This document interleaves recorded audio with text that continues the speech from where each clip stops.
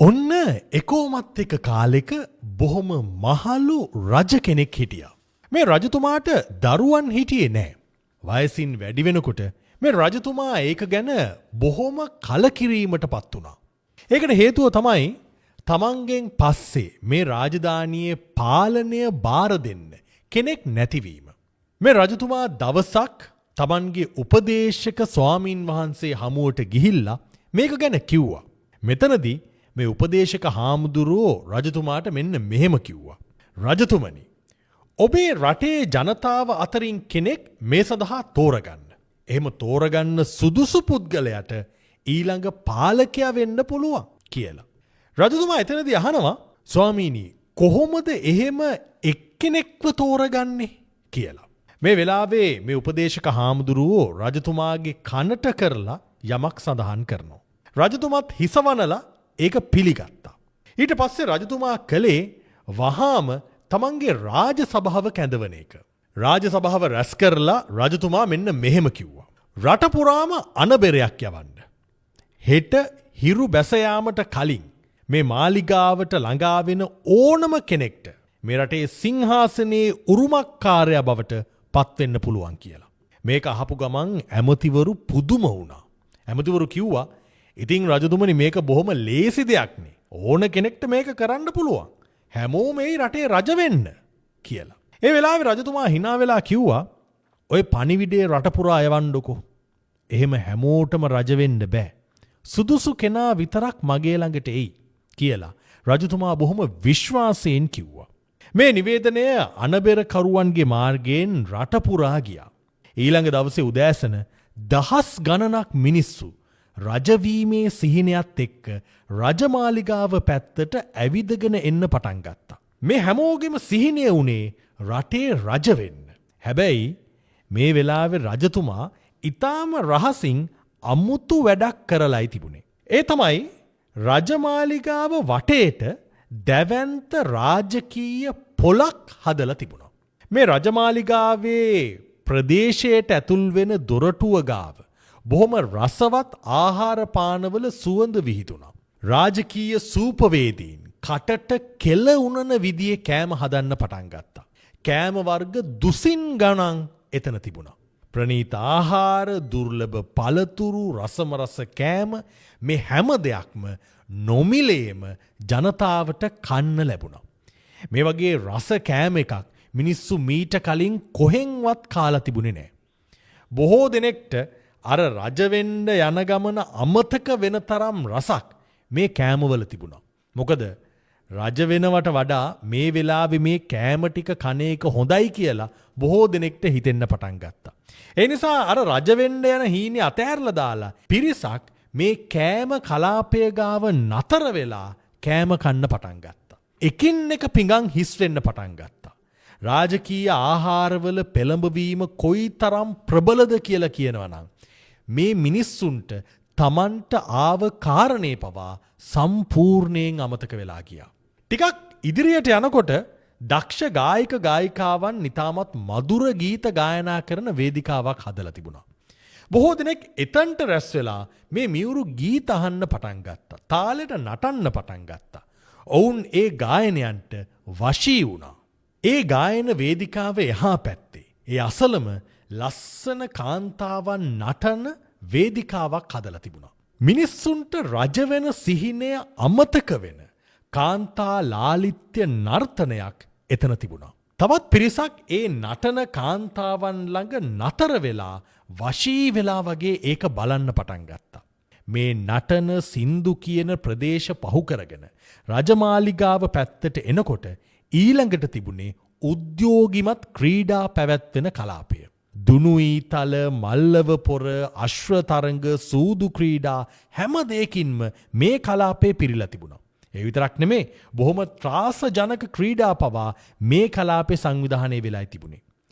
මිනිස්සු කොටසක් නතර වෙලා මේ තරඟවලට සහභාගී වුණා. සමහරු සූදු ක්‍රීඩාවලට ගියා, මුදල් දිනා ගත්තා. මේ ප්‍රදේශයේ පහු කරගෙන යනකොට ඊළඟට තිබුණේ රාජකීය පාන කලාපය.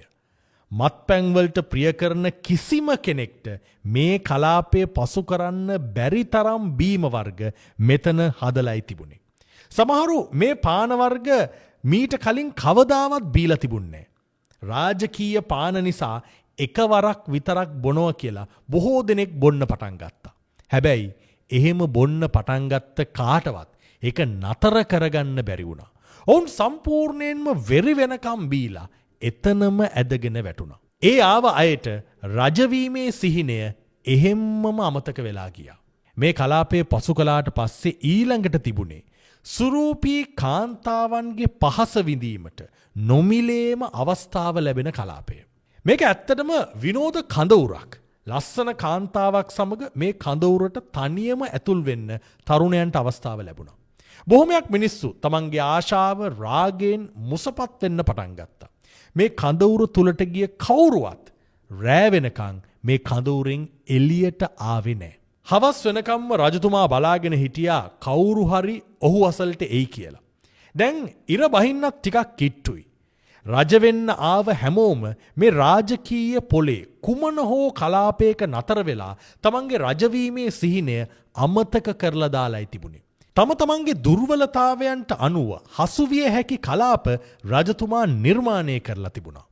හිරු බැස යාමට කලින් එකම එක තරුණයෙක් මේ සියලු කලාපයන් පහු කරගෙන රජමාලිගාව දෙසට එන්න පටන් ගත්තා.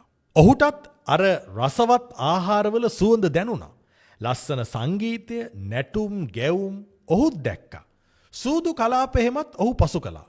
මත්පැන් කලාප වගේම සුරූපී කාන්තාවන්ගේ පහස ලැබෙන කඳවුරුත් ඔහු පහු කරගෙන ආවා. ඔහු ඒ කිසිම තැනක නතර වුණේ නැහැ. ඔහු Tamanට නැවත නැවතත් කියාගත්ත දේ තමයි මට රජතුමා වෙත ළඟා වෙන්න ඕනේ කියන ස්ථීර අදිෂ්ඨානය. ඔහු Tamanගේ අවධානය බිඳගන්නේ නැතුව කෙලින්ම ගියේ රජමාලිගාව දෙසට. ඔහු රජතුමාගේ දොරටුව අසලටම කිට්ටු වුණා.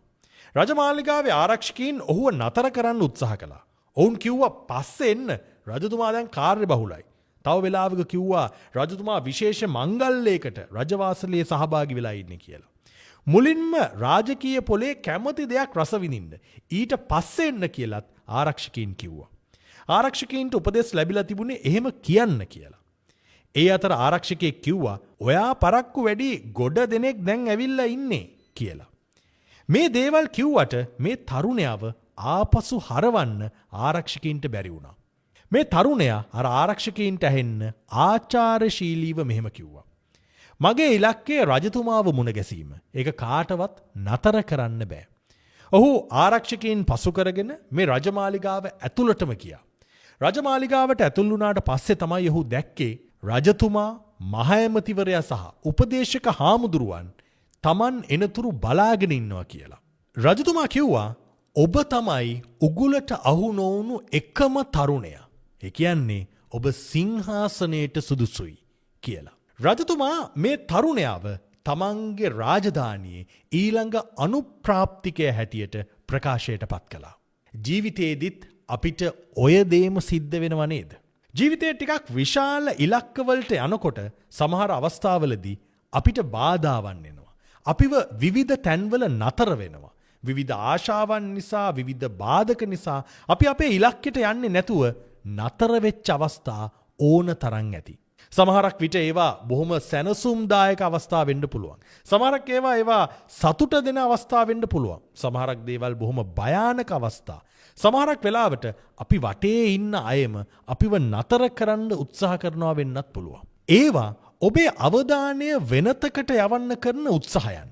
හැබැයි ඒවට හසු වෙන්නේ නැතුව, ඔබේ අවධානය බිඳගන්නේ නැතුව ඔබේ ඉලක්කයටම යන්න උත්සාහ කරන්න. එවිට ඔබට අනිවාර්යෙන් සාර්ථක වෙන්න පුළුවන්. මේ සෙන් කතාව අපිට කියන පණිවිඩය ඔන්න ඕකයි. අවධානය බිඳගන්න නැතුව ඔබේ ඉලක්කයට ස්ථීර අදිෂ්ඨානයෙන් ගමන් කරන්න. මේ සෙන් කතාව ගැන ඔබට හිතෙන ඔබේ අදහසත් කමෙන්ට් එකක් හැටියට අපිට ලබා දෙන්න. ඒ වගේම මීට කලින් ඔබ වෙනුවෙන් හැදුව සෙන් කතා මොනවද කියලා බලන්න පුළුවන් ඊළඟට එන ලින්ක්ස් වලට ගියොත්.